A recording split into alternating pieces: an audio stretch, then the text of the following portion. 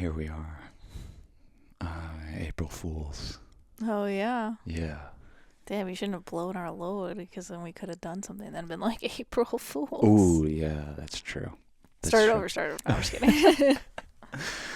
Yes, but I don't know. It couldn't come soon enough. I'm ready to be a fearless fool. I need to be. I think we need to invite in the fool energy a little bit. I think I've gotten twisted and turned the past couple weeks. And somebody will probably explain to me why this is happening astrologically. Why is this happening to me?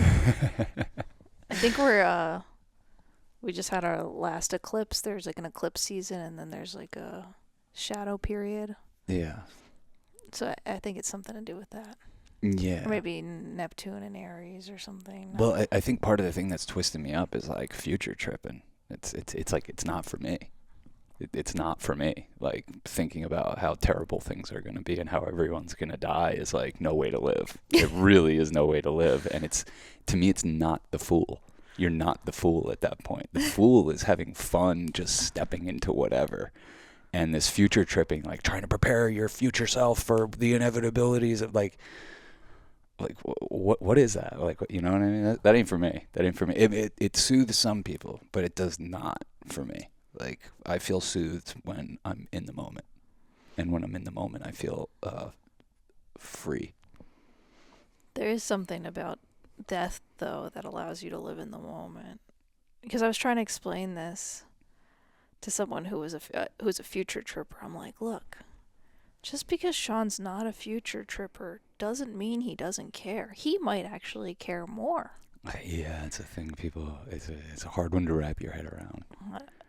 No one believes it, but I'm like, no. He cares he knows how bad it is.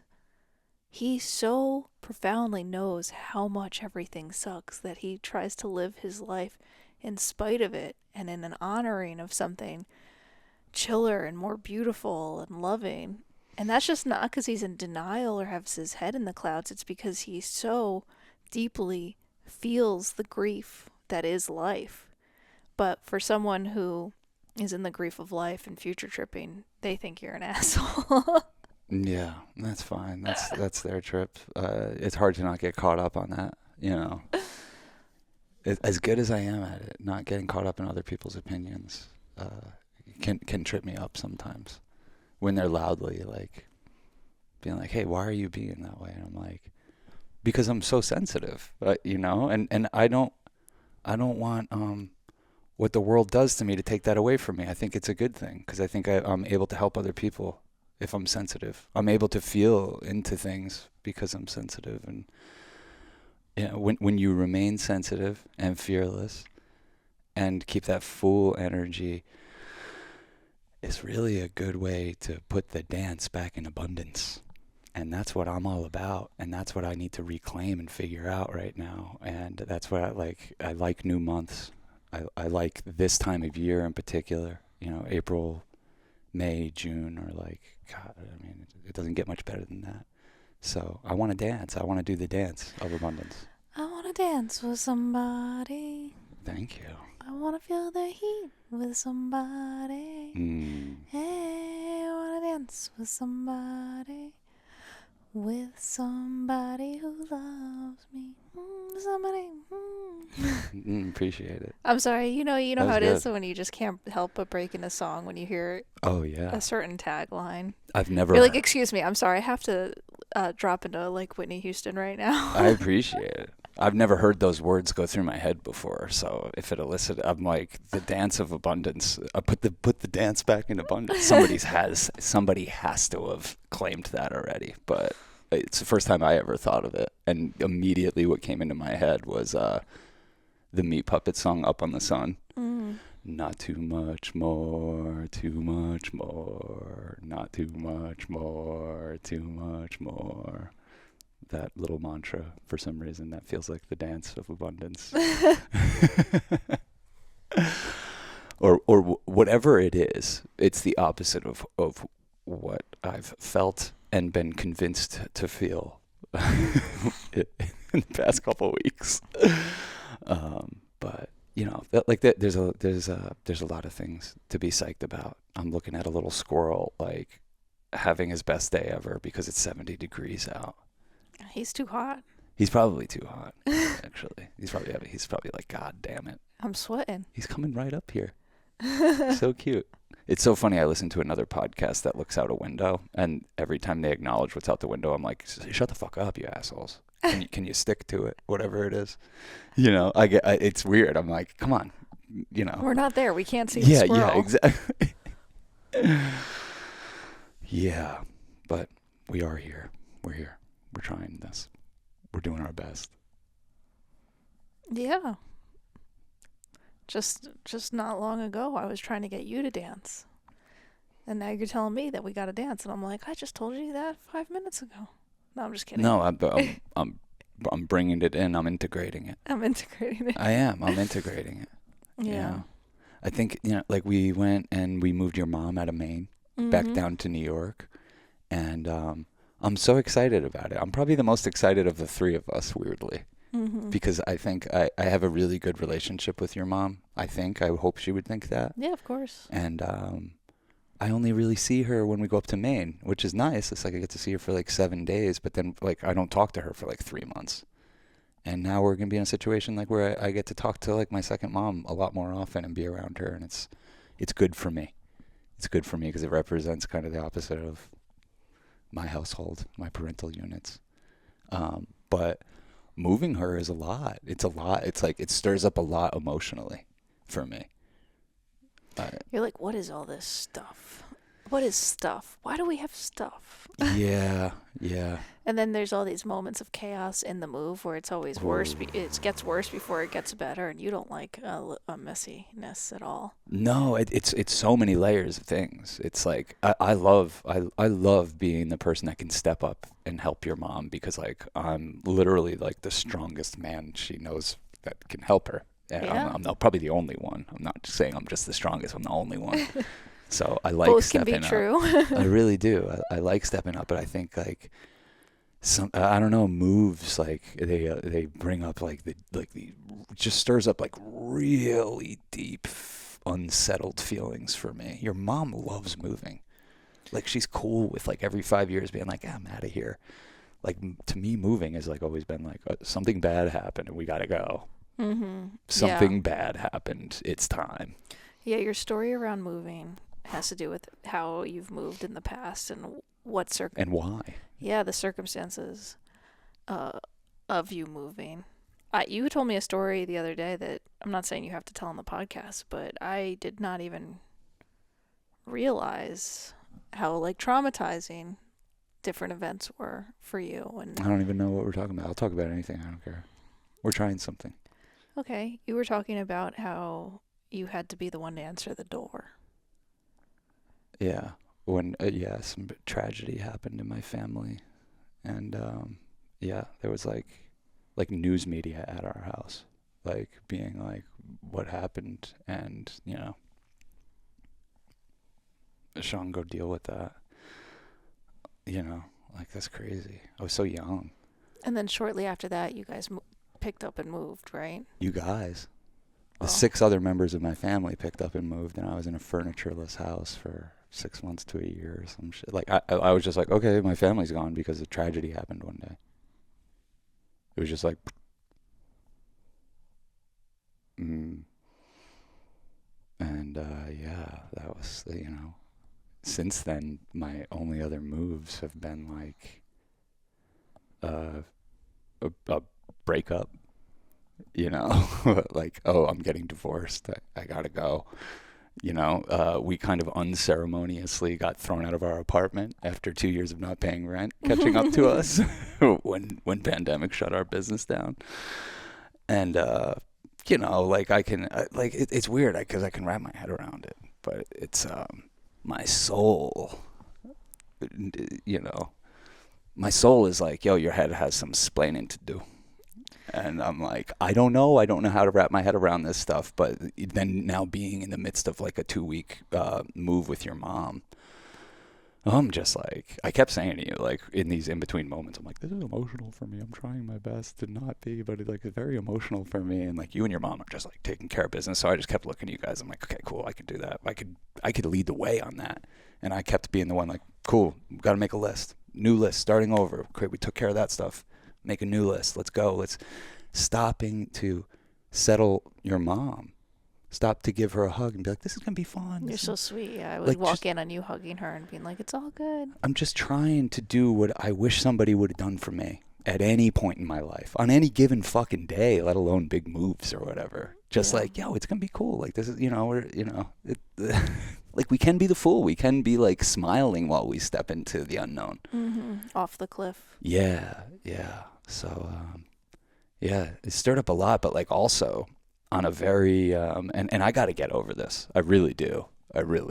But like, the tidy, just like things getting out of order. I'm like, I never realized like how, is that Asperger's or something? Or like I never realized like how I become. That I cannot sit with things being out of order on any plane. And just seeing your mom's, all of her stuff in disarray. And what's hilarious about it is I kept having these moments of like, move the thing. Okay, get that ready. Tape this. Move it back around. And it's like, what is this thing? And it would help me break, like, it would bring some humor into it, because I was like writing bits in my head that only I was the audience for, but they were cracking me up. Like, your mom has more objects that I couldn't for the life of me tell you what they even are. Yeah, she pulled out something that's like this old vintage thing. She's like, this is for feeding horses. We're like, why do you have that? She's like, for when you feed the horses, you scoop it and you like, what?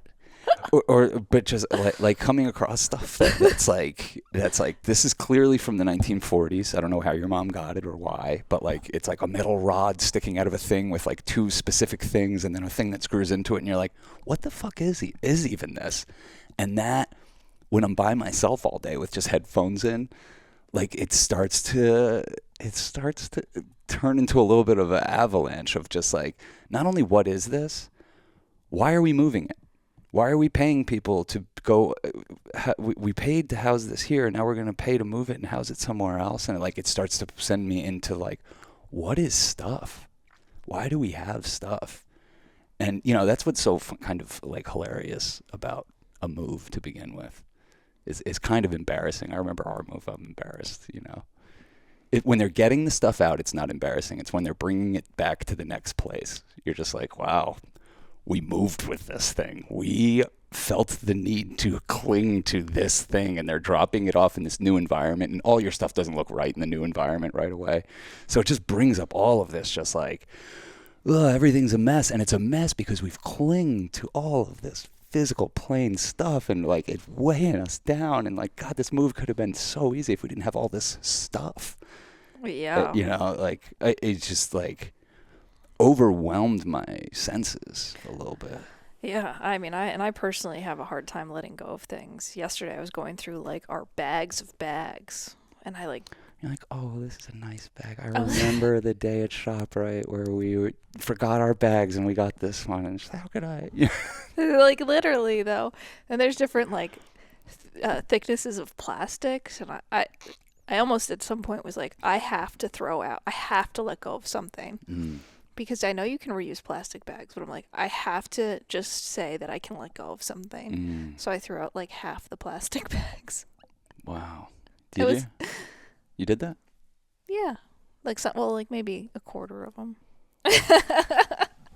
Bags of bags is something. I don't know what it is, but it feels like some sort of Sabian symbol. It feels like something that applies in this situation. Well, with the fool, he has the what do you call that?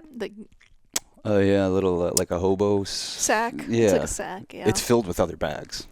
Exactly. That's what's in there. Well, he knows for all the stuff he's going to need to carry around. He's going to need to accumulate a lot of things. Well, that's how I think. I'm like, well, I need these bags because I might have more things that I accumulate that need to be carried. Yeah.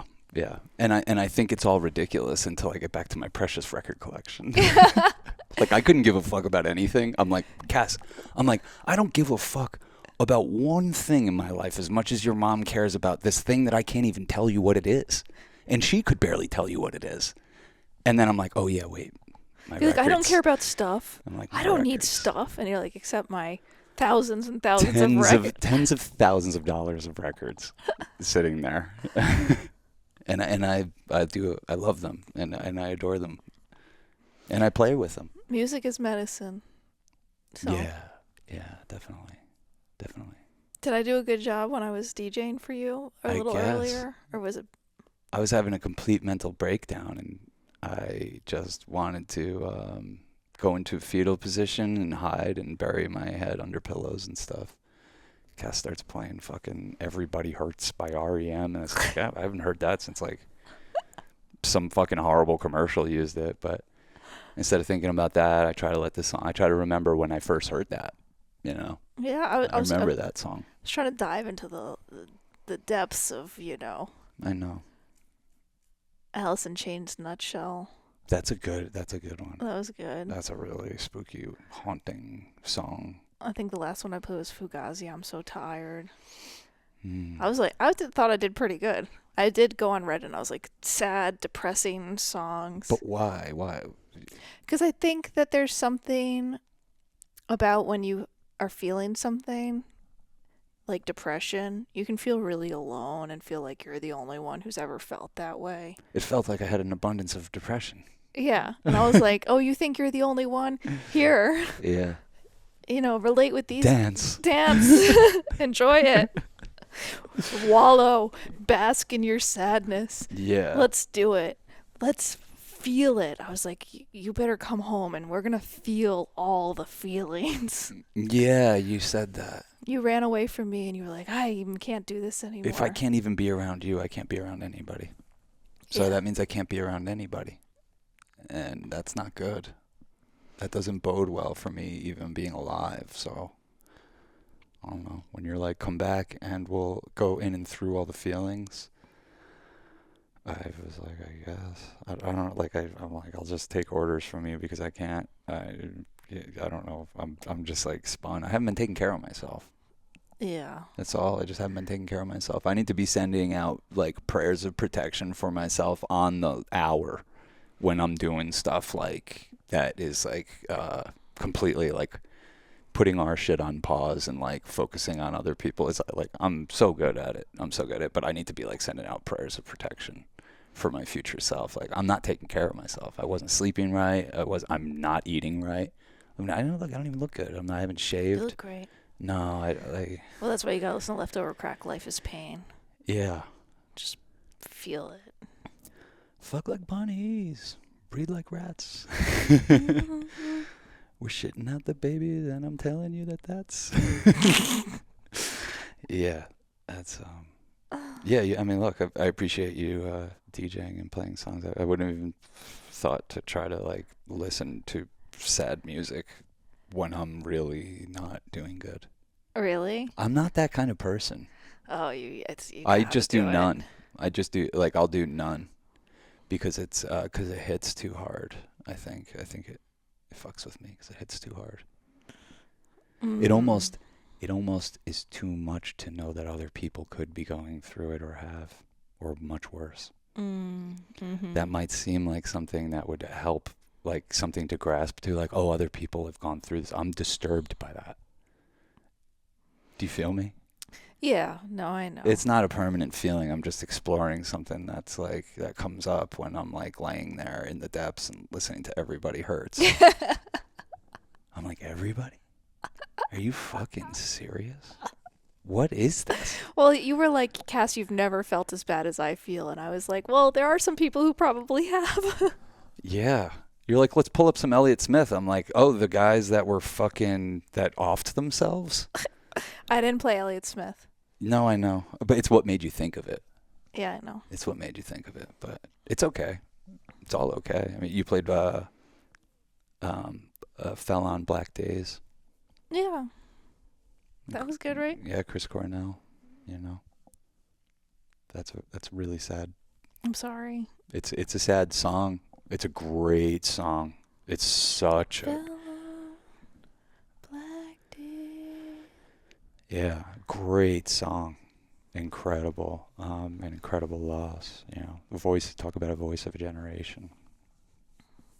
Really, really powerful. And yeah, other people have been there. Other people are there right now. It's why I was like, why don't I try for a change to like just do the practices that usually get me through a week.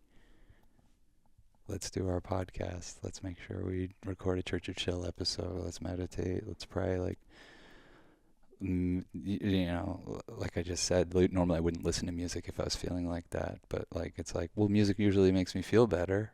So like, you kind of started serving it to me, and it got me off the couch at least. And so You just like, stop this, Cass. I was like, you gotta stop right now. Like, you're about to ruin songs for me. Like that, you're gonna start pulling stuff out. I'm like, what are you doing to me right now? Fucking Jesus Christ. Ripple and still. I can't. Sometimes I cannot grab melody. Mm. You have imperfect pitch. Yeah, totally. Yeah, so I fell on black days, and yeah, I'm hoping April is like signaling something a little bit better. If not, it's okay. That's okay. I can keep kind of surfing the realms, the Well, dark realms.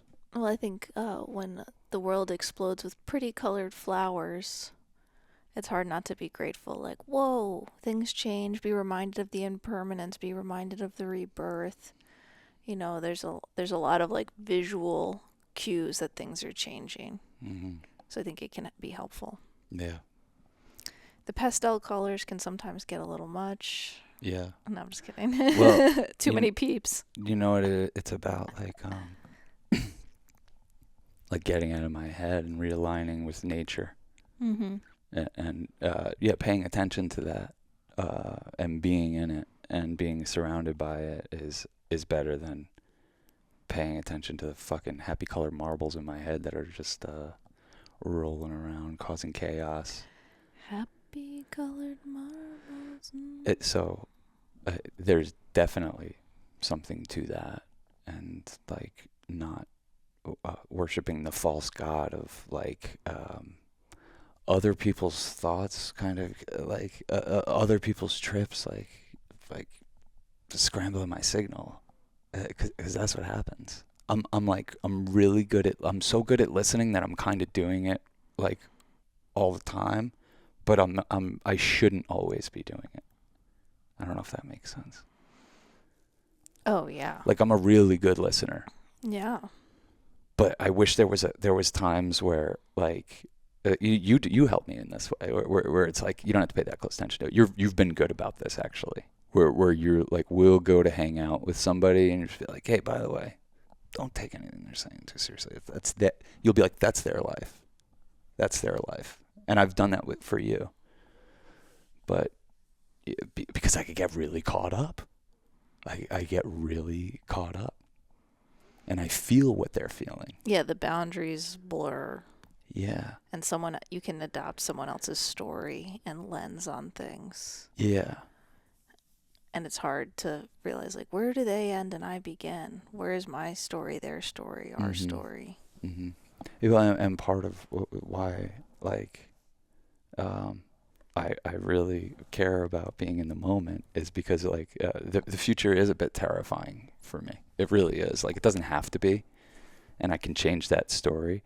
But when other people are future tripping and taking you to all these things that are going to happen and this and that, and I'm like, I'm hearing it, and I'm like, that, it's just reminding me. I'm like, shit, man, that ain't nothing compared to what fucking epilepsy.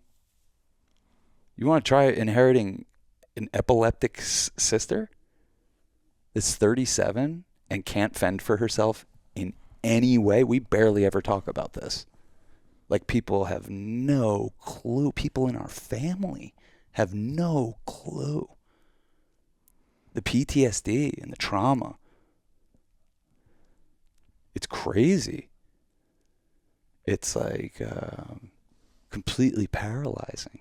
So I can't trip out about the future, because I'll start fucking resenting my future, resenting my parents, resenting my sister, resenting myself, wanting you to go leave and fucking get involved with a better future for yourself. It's why the moment has become a sacred thing. It's why there's a church of chill.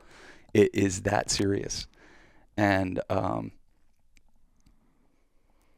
when I feel like that's like, I don't know, like we were just talking to my parents the other night, and like, we never do this, but we all started like trading stories about like, oh, remember when Katie had that seizure, and remember this happened, and like we were laughing, we were processing something. I'm like, we never do this, we never talk about this stuff, or it's just always just like, put your head down and move on. My family is maybe the world expert at that, and that's what like tragedy, loss, and seizures will do.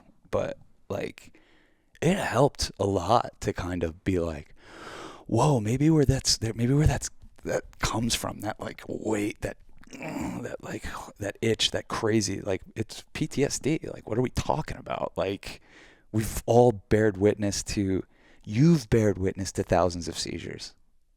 How many have I seen and been a part of? How many fucking ambulances and hospital trips, and like, oh man, we were bringing up some of the stories, and I had to close my ears at one point. Like, there was one story that came up, and I was like, oh, I actually can't process. I can't think about that right now. I'll wake up in the middle of the night and puke if I think. Like, I can't. You know, it's because it hurts me that Katie suffered so much, and that there's seemingly nothing we could do to stop or slow down the seizures. And she's been a wonderful talisman to me as for what life is really about, which is right here. It's right here, right now. And going anywhere else, going into the past, it's treacherous. It's treacherous. You want to talk about our past? We started talking about our past with my parents. We all started sharing stories, and it was like, Jesus Christ, we're all fucked up. We're all pretty fucked up. I mean, the stories are insane. They would fill dozens of podcasts with just the stories of. We got a new one from them the other day. At that point. Oh yeah, I mean, we have new ones for them all the time. But yeah, they were telling us, they were like, we were just sitting at Brody's and Katie just projectile vomited on your cousin out of nowhere. No, nothing, just out of nowhere, just covered him in vomit in the middle of a restaurant. And I'm like, that's a funny story. Like, that's tame compared to like, oh, no, I was at a hotel walking with Katie, and she started flipping off the balcony of the fucking hotel's 10 floors off the thing. I'm holding on to her so she doesn't go flipping off the thing. You know, like, God, just smashing her face, breaking everything. Yeah, you know, and it's funny because in life and some of these moments, these like close call moments, and I'm sure we've all had them. But, you know, we get into this, when you're a little trippy of a person, you get into this, we live in a multi-dimensional universe and all this stuff. So you're like, damn. I have this reoccurring, whenever I meditate, I used to cross this street to go get coffee when I was like a office production assistant, you know, early on in my career, and it was like 5 lanes of traffic, but like no one was really over there, so I just like would cross it. Well, I mean, it was Lower Manhattan. Everyone was always there, but there were moments where you could get gaps.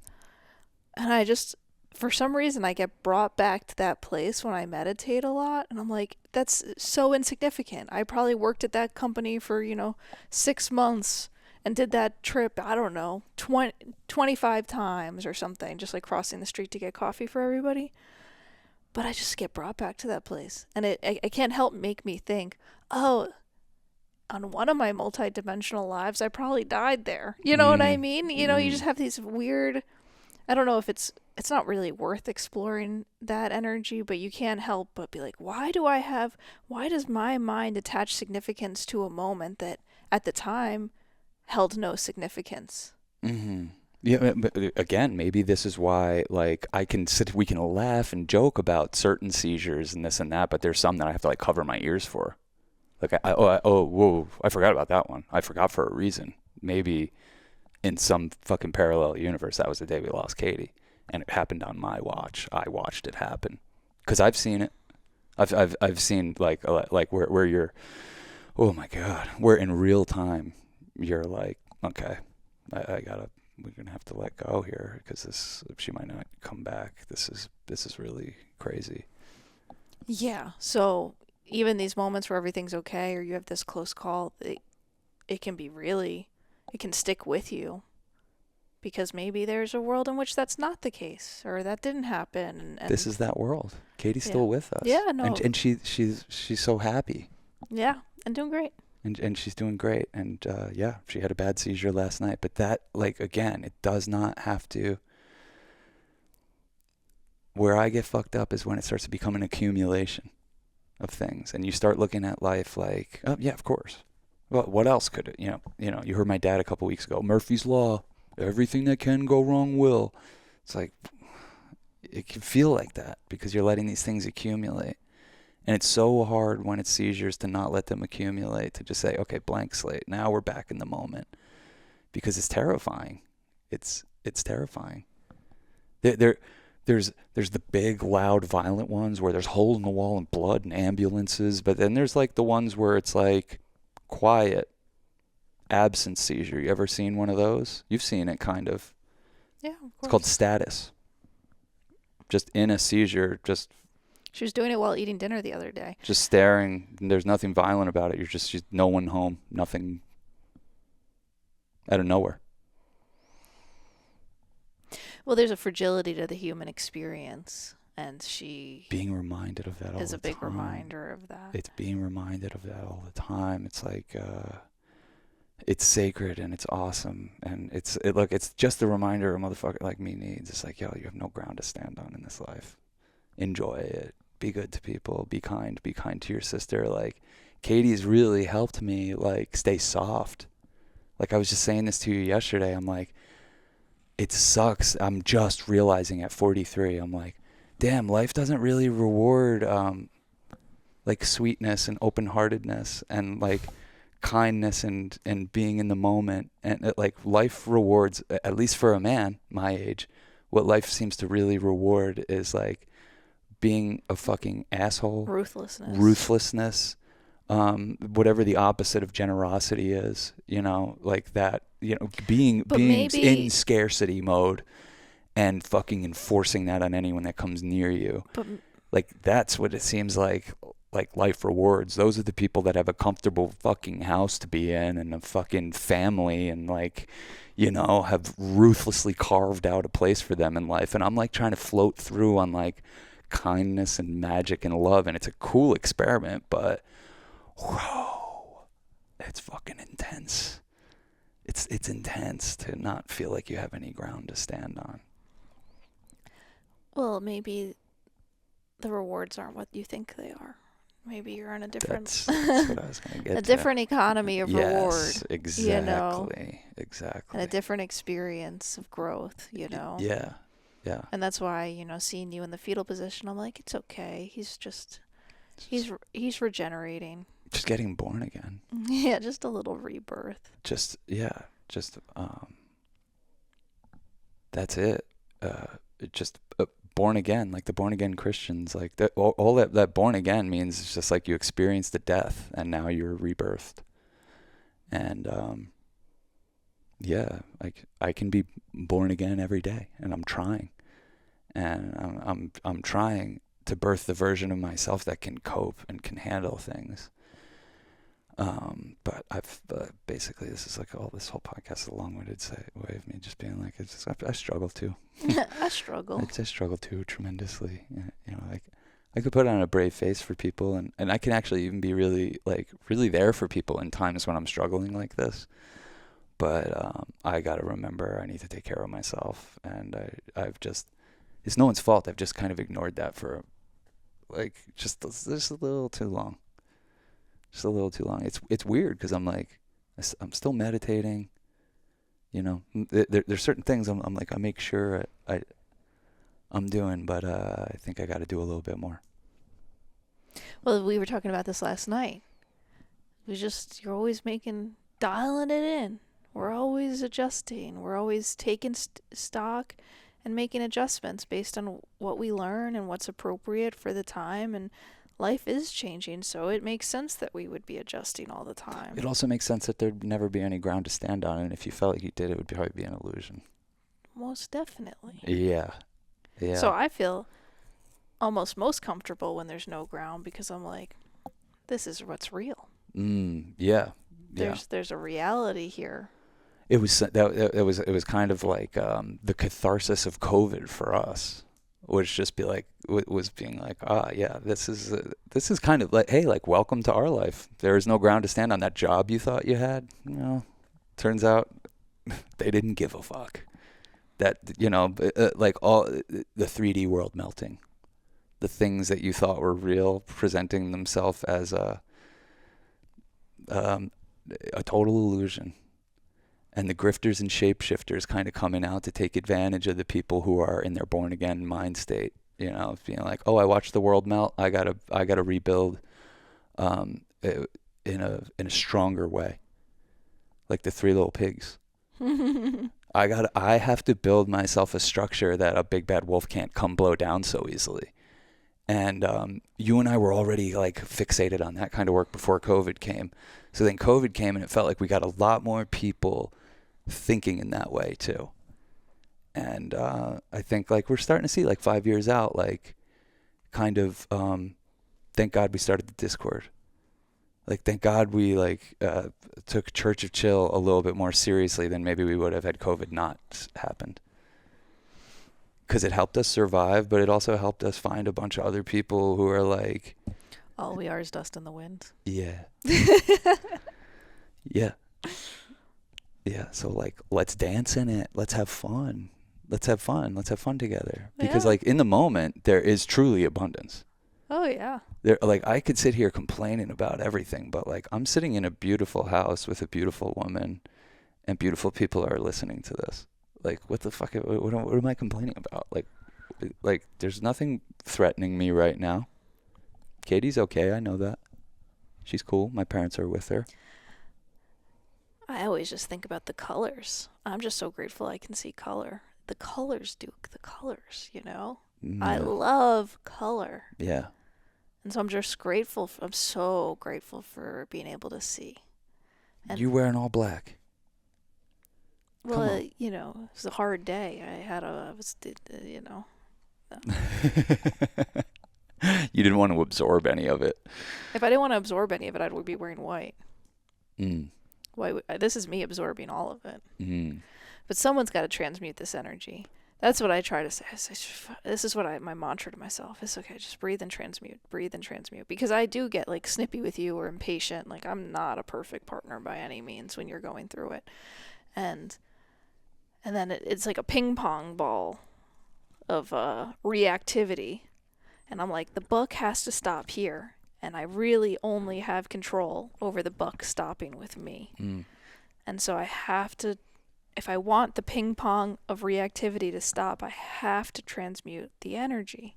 And the only way I transmute the energy is to feel it and breathe it and not judge it. And so I just say, transmute it. I just transmute. I don't know, that's the word that I like to use to remind myself when things feel really tough. Is that, like, I have a responsibility and a capacity to transmute energy. It doesn't have to go anywhere. It can exist, can be witnessed, it can be felt, but it can also be transmuted. And I don't need, because the karmic cycle of letting my shit affect you and then your shit affect me and then blah, blah, blah, back and forth of hurt feelings or miscommunications or a little snippiness is like, it definitely happens, but it's exhausting, and I've been through it enough times that when I have my higher head about me, I can say, it's okay. You can transmute it. I can transmute this. I can transmute this. This is being transmuted. Yeah.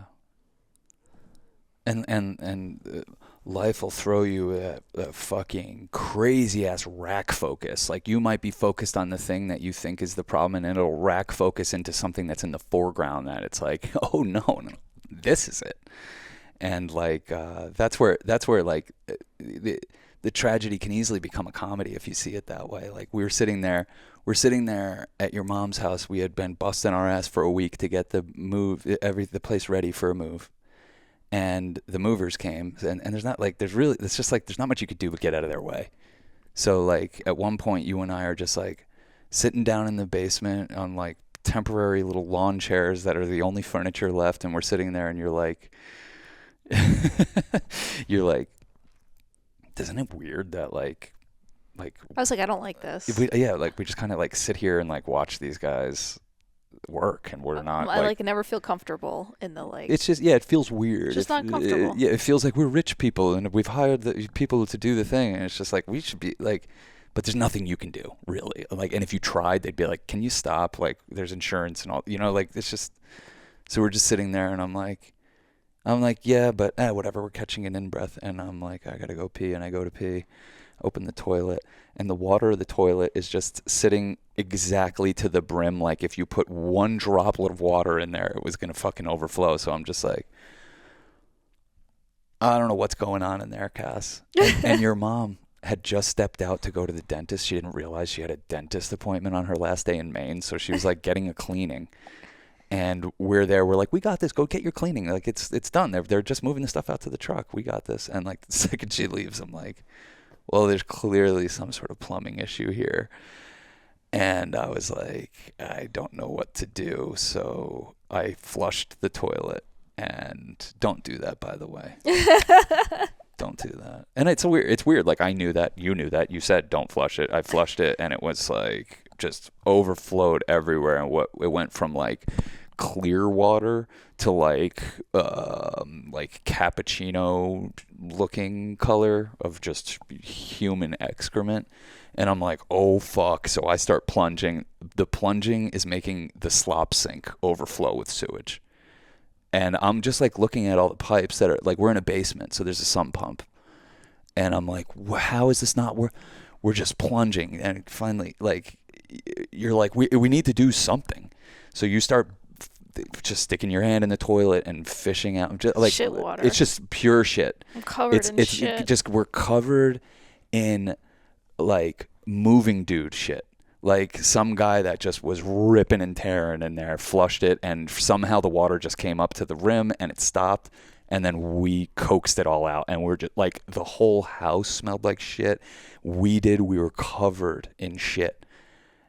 It was fucking insane. And we're like, Cass starts calling like it was like, what the fuck do we do about this? I went outside and I prayed. I just looked up to the heavens and I'm like, please. I just said, I didn't even say anything specific. I just said, please.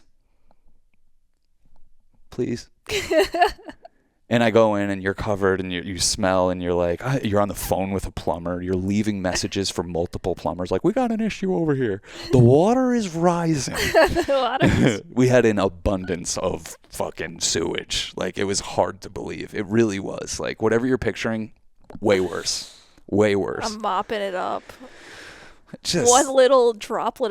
That was the worst mop ever. It was like this little mop, Yes, and I'm getting like a quarter cup of water up at a time, Yeah. maybe. Yeah. So Generously. finally, your mom is like gets our text, and she writes back like, "Is the sump pump plugged in?" And like I come around and I see you messing with the sump pump. The second I saw you plugging it in, I was like, "Duh, I'm such a fucking idiot." Like, I don't know why that thing is so precarious that it could get unplugged, but it got unplugged. The second you plugged it in, it was just like, the whole thing was just like gone. And it was like, oh, well, our prayer got answered, but man, did we have a fucking humbling leading up to it. It was just one of those like. Well, I think it was because I had told, it wasn't even part why I manifested that reality of like having to do physical work is because if I hadn't just said that, like, oh, I should be doing something. This feels weird to not be doing anything. I like to get my hands in the dirt and do stuff. Yeah. I'm a doer. The angels are standing by like, you need something to do, we got you. Yeah. But if I hadn't just said that, I probably would have seen that and been like, all right, this is a very precarious situation. Let's just calm down and maybe make a phone call and not do just. You were in the mood to do some shit kicking though. I was in the mood to do some shit kicking, so shit kicking I did. Holy shit. We apologize for like the bathroom talk, but it got real. It was very real, and it must have been a very real reminder for a very real reason. Oh no, it's just hilarious. It's I mean, also it's just a it's hilarious thing. hilarious. You know, It's just like, oh, I want something to do. I will. There will be stuff to do. there's You know, always something there's to do. always something to do. Don't you worry about it. Yeah, yeah. Don't, when you have a moment of reprieve, don't you be thinking there won't be something to do, because there's always something to do. Yeah, yeah. And be grateful for those moments where there's not. Yeah. Maybe be grateful and just take it in, and maybe that's what we should have done.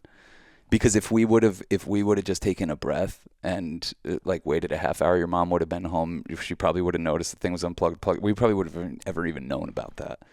Instead, I had to know what one of the movers ate.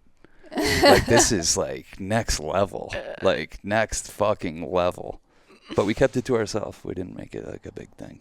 We weren't like, whose shit is this? Excuse me. Can somebody translate so I can ask which one of these guys didn't flush the toilet properly? Fuck. Yeah, pure insanity. Just plain and simple. Well, all you can do is laugh. Yes. And I was yelling at you, though. You wanted to flush the toilet again. I was like, you better not flush that toilet again. I did want to flush it I again. know. You were like, let me flush it again, and maybe it'll do something. I'm like, Sean, if you flush that toilet again, yeah, I will never forgive you. Well, because we've all been there, right? Where you plunge a little bit and you flush it and it just, oh, okay, cool, it worked. This wasn't one of those situations, so yeah, that would have been extremely ill-advised. Yeah.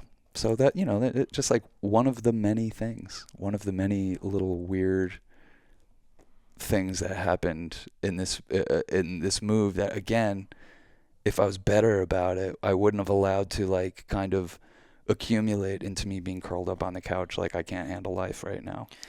I don't even know if that's all it was. I think a lot is coming up for you right now. And why? I don't get it. I try to fucking just like live a chill life. I try to let. It catches up with you, though. Okay. Does it catch up with you? Yeah.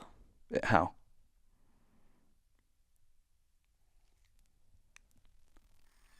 I don't know. I don't know. I'm just saying. Things catch up. Well, I think what you're trying to say is, I'm sensitive and you see me medicating. Yeah. And you're like, you're going to pay the price for that, boy. But what the fuck, Well, because ultimately you had to sit in and through it. And every time that you medicate, so we're just talking about things we know. I'm not even talking about you. I'm talking to other people. I'm talking about myself. You know what I mean? I pick my fingers. I'm a horrible finger picker. But, we as humans will medicate because we think that it's a relief. But it's not. It's the illusion of relief. Because we're dealing with pain. Yeah, because it creates a distance from our suffering. We have suffering. And rather than bear witness to it, we put it in a corner and we say, I'm going to not feel you. And we then, next day, a little more suffering bubbles up. We do our way we medicate, whether that's food, television, drugs, sex, whatever it is for people. Work. And we put that in the corner and we say, I'd rather not feel you. And then it happens again. And then you have a pile of shit in the corner that is now so big that it's overflowing into where you're sitting, where you can't medicate away from it. When you medicate on it, this shit keeps getting bigger and you're just rising on this pile of shit. It's the water in the toilet. Yeah. So me doing drugs to deal with my problems is like me flushing that toilet. Yeah. Eventually it's going to overflow. Yeah. It always does, and it always will. And that doesn't mean you shouldn't ever medicate with drugs or whatever. Sometimes you can't. Sometimes it is a short fix, and sometimes you can't afford to deal with your problems in that moment. And but just know, if you do a little bit of this and a little bit of that, so you won't deal with your problem, just know that when those problems come to collect, you're going to feel them a lot worse than you would had you just dealt with them. I think a lot of people, I know for me, And like, I'm the last person that should struggle with this because I don't go off to a day job every day. But like life is so fast. Like everything's happening so fast that it's like, when would you? Yeah, that's why people get sick. Like, when would you? How would you? That's why when people have, there's so many I can't tell you the amount of people who will get sick on their first day of vacation. Oh yeah, yeah. Because they have their body is demanding it. They have an adrenaline that's been like keeping them in the cycle. Okay, I can't deal with you right now. I just power through, power through, power through. Your body feels like you're safe and relaxed, and then it comes up. Mm-hmm. It's like, hey, here I am. Now's the time. Yeah. Yeah. I mean, like, when in my life was the time to be like, shit, that was a crazy ass seizure I saw. Like, because as I'm trying to, like, wrap my head around that and, like, integrate how traumatic that was, another one's happening. And then another one happens. And then something way worse happens. And then, you know, something happens in my personal life. And it's just like, that's why so a lot is just like, without even medicating, it's just getting kind of in real time swept under the rug. And I think I'm not the only one that kind of feels that, like, fuck, man. I think that, you know, we're not meant to go this fast for this long without a day of fasting and noble silence and meditation built in every, you know, 5 to 7 days, between every 5 and 10 days, like a built in, like, no, slow it down. A day of noble silence. No food, no water, just sit with it. It's a luxury most people cannot afford. Yeah. I'm not trying to. But most people can't afford not to do it too. That's the thing. You can't afford not to do it too. Yeah. Yeah. And look, I don't know what's right, but almost like what you were reading me before, like, is there even a right and wrong? Probably not. No. It's just the way it is. And part of me not always having my practices about me and me not always being a perfect person is knowing that, like, yeah, me going through this is just as legitimate as me going through like a really positive upswing. They're the same. They're the same thing. It's just meant to be, like, bared witness to and learned from. Well, maybe your positive upswings are because you felt the depths. Yeah. And maybe if you feel the depths, you'll appreciate the positive upswings in a different way, with a different level. I do, and I appreciate them, but I think really more the lesson is to not take either one of them as, like, this is what life is. Yeah. Not take either one of them like too seriously or cling.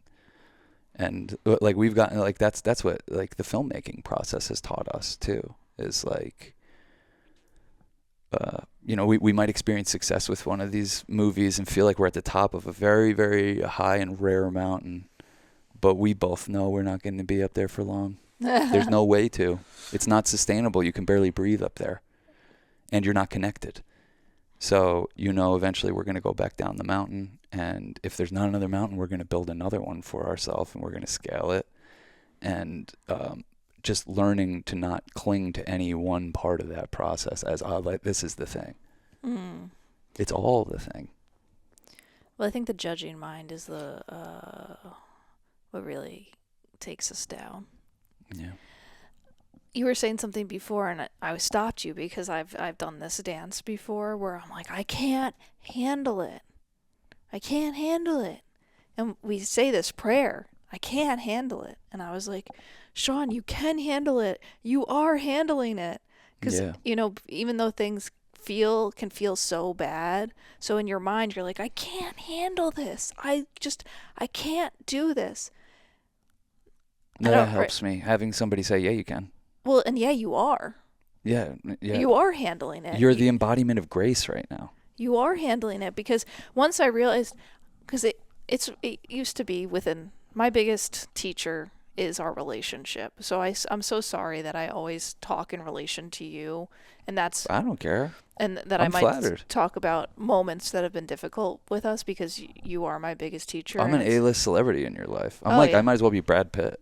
Exactly. Yeah. But there were moments in our relationship where I'm like, I can't handle this.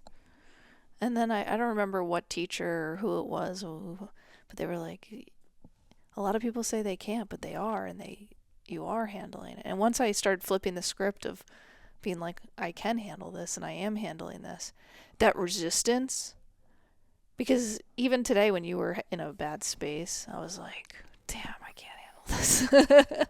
Well, it's that, a prayer towards scarcity and away from abundance. well, it reminds me of that Ram Dass page in the Be Here Now, where he talks about, the crying kid, and they all want to leave the house or need to go somewhere, but the kid's crying, and the kid keeps crying, and the only way that the kid stops crying is if you sit. They all sat in a circle around the kid and gave it their full attention. And that's what I think of when you have a person in your life who's wiling out. They're tantruming for attention, and you can be like, I can't handle what you're going through right now, so please, can you get it together? And then that will last to infinity until they get you to pay attention to them. So you could either just jump to the point and be like, all right, we got to get in and through this together. I will pay attention to you. Yeah. So that we can have this sacred, holy moment where we remember we're not alone and that we're in this together and that we can handle this. Yeah. Look, I've been the strong one at times too.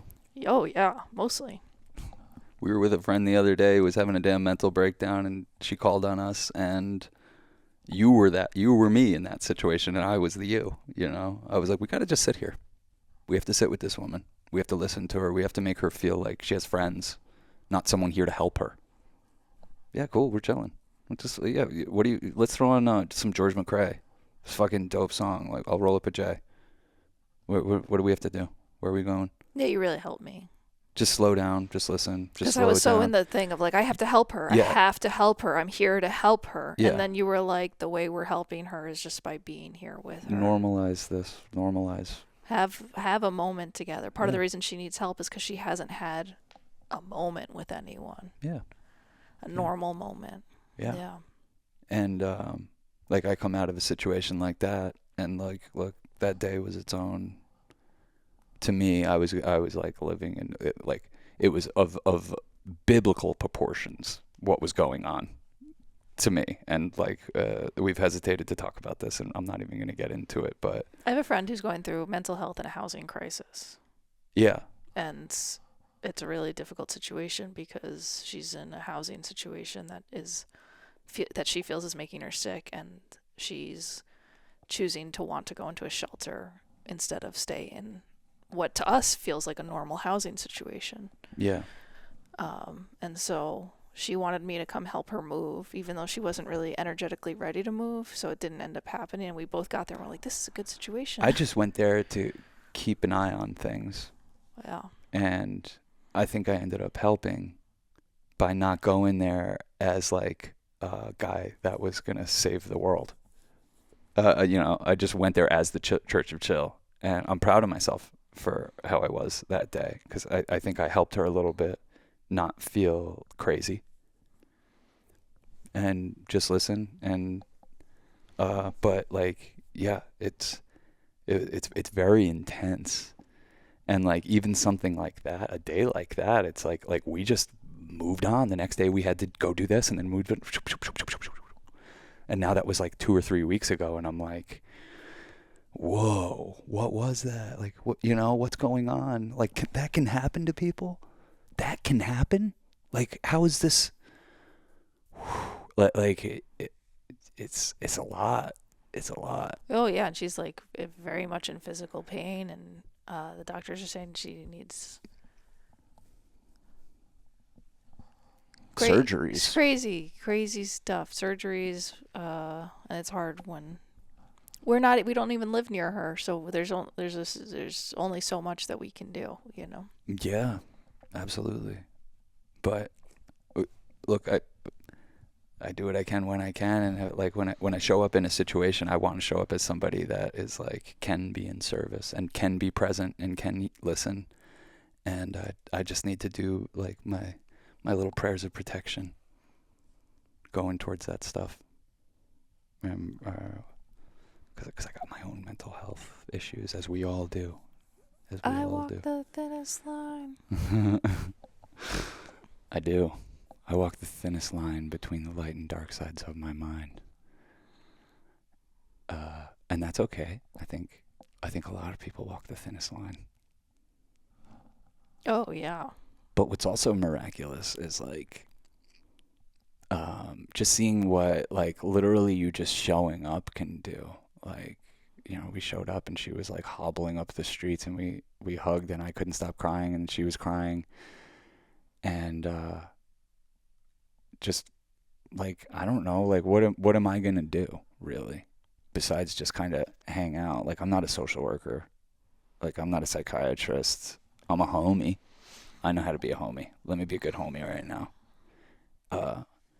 And believe it or not, that kind of takes a little bit of creativity because the way most people would react to the situation would be to like catastrophize and get really scared and do something rash. And maybe had you been by yourself, that would have been. And you were like, you can't help move your friend out into the street. You were clouded with. I was so clouded with her narrative, and I was just kind of not invested in any of it, and just showed up. And I was like, wait a second. The plan was for you to come down to this apartment that is paid for and all set and everything set up perfect for this woman and move her into the streets. That's what she was going to go do. And you were going to help her collect her stuff so she could go start living her life in the subways. Just feels crazy, right? Well, it just feels crazy. I had to tell her I can't enter. I can't. I was like, I think she understood. I was like, I can't help you do this. Yeah.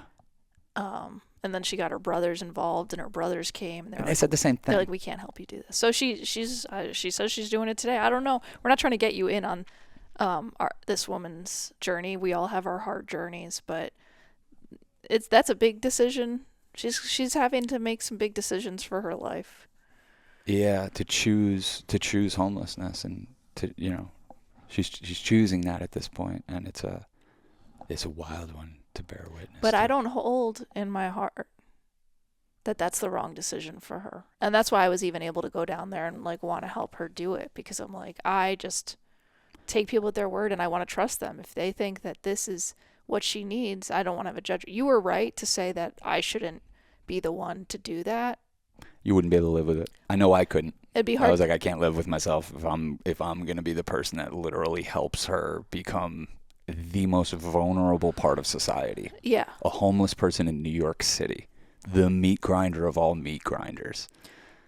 Get out of here. Like, I just, like, that was the decision I had to make for myself, not even her. Like, cool, if you want to do that, you're going to have to do that on your own. I'm not consenting to it. I'm not participating in that today. Yeah, and I talked to her yesterday, and she got Social Security coming through and a little bit of money, and she stayed in a hotel for 5 nights or a few nights. Mm-hmm. Then she's getting it together. She's making it work, and she's making decisions. But, yeah, I think in this life, you might really want to help people, and it also, there's like the conversation with yourself with, like, knowing what is helping. Maybe the way that I can help is just being a friend, and maybe when that is all that I can offer, it's okay to not judge that and be like, that's still valuable, that's still important to hold that.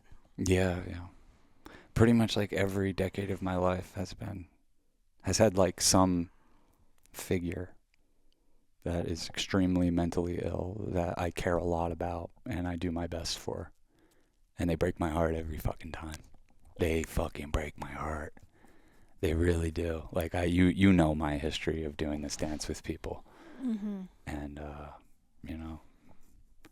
I all I can say is I hope I made that moment a little bit more comfortable with her. I hope that she got to tap into, because that's all you have to do is like reintroduce somebody into like something that feels light. She's just like completely swimming in the darkness, and I'm just like, here's a light raft.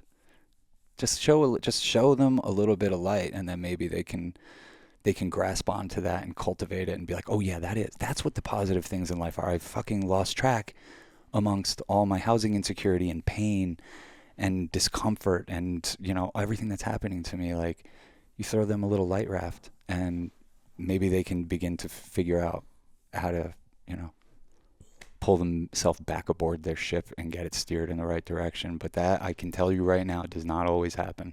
And you can't get too attached to outcomes. You could just, You can be there for people, but Yeah. getting attached to outcomes, I will tell you right now, homie, it will break your heart. No, I know you really helped me. You really helped me because you were just talking to me about the people you know who have had endless resources and not just one friend who lives hours away, but like like a full-time crew of people who are like, let's figure out How to get you right. how to get you right, and it didn't go great, you know. No. Not meaning this her situation's not going to go great, but it just helped remind me that it's okay to show up and still be there for someone. Of course, this is what we're doing. We're walking each other home. But yeah, the not attachment to what someone else should do or how they should Yeah, be. I mean, but look, it's easy for me to see, and like I could say this about how many people have we taken into our old apartment who are having goddamn mental breakdown. Yeah. How many people? Countless.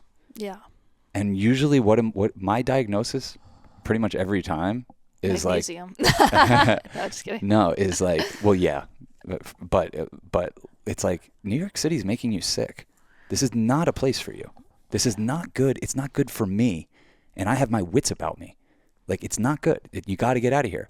But even that is an attachment, and it's like, what the fuck do I know? If that they didn't come here to confront something very big in their life. And look, I've given that advice to people who eventually take it and eventually thrive, but they needed to figure that out for themselves. Yeah, no, everyone has their own journey. Yeah, yeah. Do you want to do a little Patreon afterglow? Sure. Join us on Patreon, patreon.com/Church of Chill, where you can find part 2 of this episode, but also my Church of Chill music mixes, our Discord community, thriving, access to our film club that we do every Monday night at 8 p.m. We talk about a film together. This week's is Amadeus. That's so good. Cannot wait. And yeah. We're doing an event April 19th, Bicycle Day at Psychedelic Assembly in New York City, and it's going to be awesome. It's going to be the first of many Church of Chill events, and if An you are in-person live Church of Chill event. we're going to screen a couple of our films, but really the main energy is just us all vibing together, listening to good music, doing some art. 2 p.m. to 9 p.m. on April 19th, Bicycle Day, on East 46th Street in Manhattan at a place called the Psychedelic Assembly. They were very kind to offer us Bicycle Day as our first attempt at doing a live in-person Church of Chill. But I think they get it, they get us, and it's Yeah. going to be awesome. Yeah, it's a co-creation of the people and the energies that show up, so hopefully you'll be one of them. Yes. Yeah, Yeah, cool. I'd love to sell that out. of course. So, yeah, one of the ways to support us is to buy a ticket and come hang out with in Manhattan on Bicycle Day. The event is called Candy Flip. So, wink, wink, nod, nod, do your thing. We're here for you. We'll see you over on the Patreon for part 2. Peace, love, and